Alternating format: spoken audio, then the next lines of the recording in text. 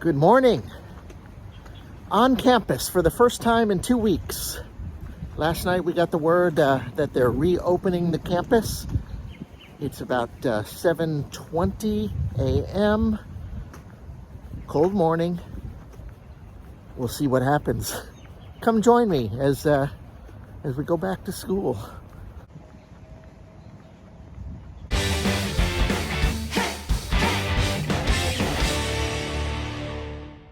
Usually this area is filled with retirees doing their morning exercise.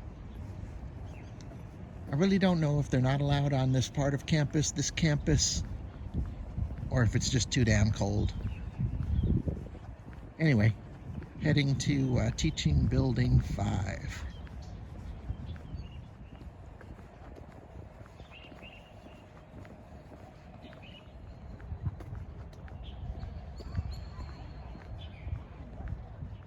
Wait, I think I've spotted some early morning exercisers.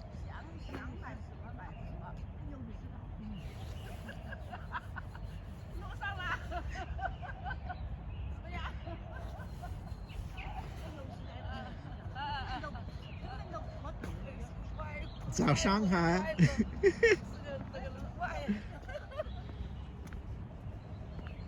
So these e-bikes, I read last night on the non-stop teacher community chat and student community chat that the bus service is not available today, and I think neither is the e-bike availability, because the e-bikes are serviced by an outside company, and the outside company has not been okayed to return to campus. And this is a large campus. I mean, a really large campus. So I think the students are going to be very healthy walking to their classes. Very large campus.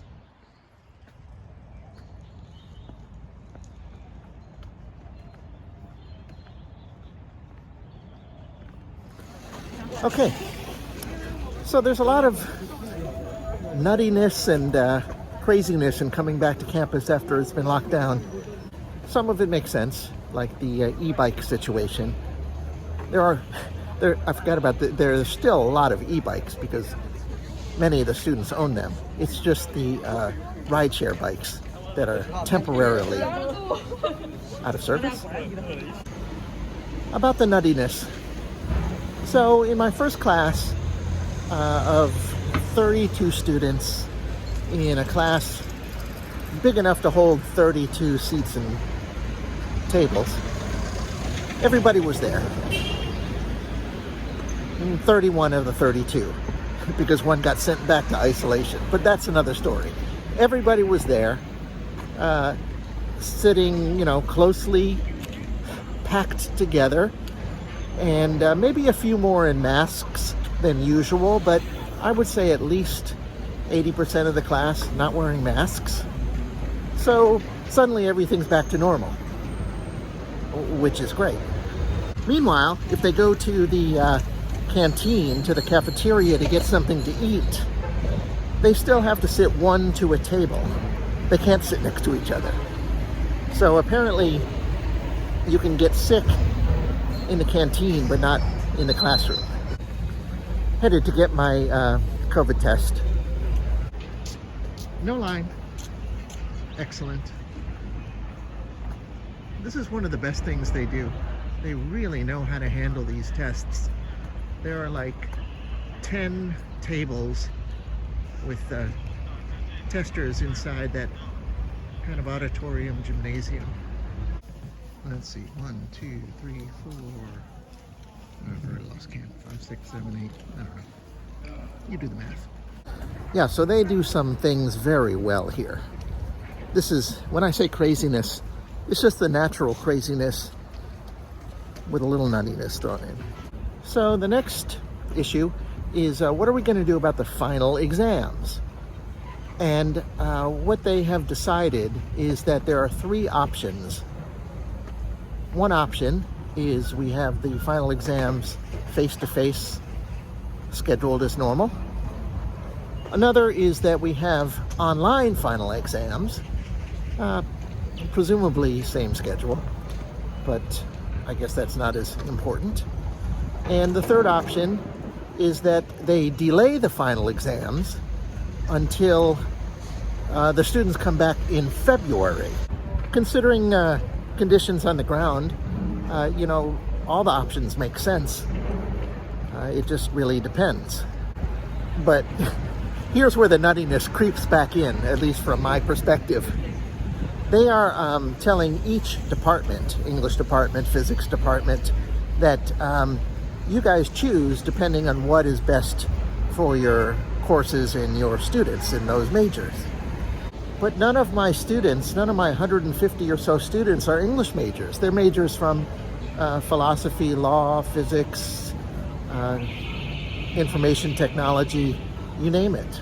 So I don't know how they're going to sort it out, but it's conceivable that students have final exams in a few weeks at the end of December, and also in February, unless I'm missing some coordination that they'll do and make everything wonderful. But what would you do? Imagine you are a student, you live in another province, you're going to go home for Spring Festival, for a long New Year's break. Would you rather have a final now, or would you rather have a final in February? In February, of course, you've got plenty of time to study, to prepare, to make up for what clearly has been a very distracting and difficult time, because you've been locked in your dorm for maybe 2 weeks and locked on campus for 2 months. I think there are some students whose character and makeup, they're able to study in a situation like this. There are some students who probably do all their studying in their dorm, throw on their headphones. It's what they've been doing their whole life. Nobody in China has had their own dorm room. Everybody's had roommates. Many of them have, lived in dormitories for, 10 years? So for some students, I don't think that this is a problem with any of the choices. But thinking personally, I think I would have been really distracted. I don't think I could have kept up with my studies. I'm the kind of, I never study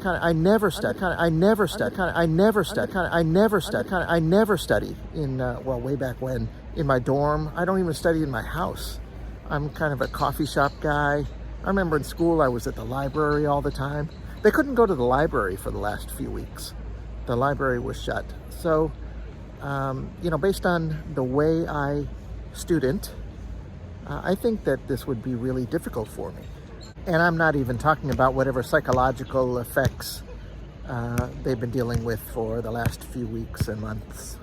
Anyway, what else? A lot of my students, I don't know about a lot, some percentage, maybe it's a small percentage, are going home early. I totally understand. I would be too. These last few weeks of being locked into their dormitory, their parents have been tugging them, just come home. If you're going to do classes online, just come home, have a normal life. What's the difference? We're doing classes online. I would be, if my child was stuck in there, I would be, raising Cain to get them out of there. And I think that's what's been happening. So now that they're out, they're released, they're going home. I am sure that they were booking their flights and train connections while they were incarcerated. And they need permission from the school, which is permission from what they call their tutor. And at least a few of my students have told me that they've gotten that permission. They do want to know the situation with final exam, you know, I said to them, I don't know what the situation is with our final exam. If it's face-to-face and you are home, I don't know what the school will arrange. But I told them that, you know, don't worry about it. I mean, the school will arrange something. By the way, this is week 14 of our 16-week semester. So this week, 2 more weeks after that, and then for my classes, for the English department, the finals are going to start immediately afterwards. I think our last classes are what? Maybe our last week of classes is the week of Christmas, and then finals should be the last week of December. Should be. So that was very cool. See that guy walking away? He's one of my old students, and we were just chatting, and I got a totally different perspective. He, you know, of course, I said, how are you doing? And he said, not so good, which, you know, is the correct answer, I guess. But we got to chatting, and things are not so bad at all. He was released yesterday, or a couple days ago, yesterday, after 2 weeks of isolation, stuck with his roommates. Hold on, I'll let this car pass. But he said that it was not as bad as he thought, because it gave them a chance to get to know each other. He said 2 of his roommates are in a different major, and even though he's been living with them, he's never really talked to them. They've got different schedules, different majors, and they're just like 2 ships passing in the night. 3 ships. And so he said that's been really positive, that there's no conflicts with his roommates, and yeah, that's a really good story, and I'm glad I ran into him. It's, you know, you always hear from the students who complain, right?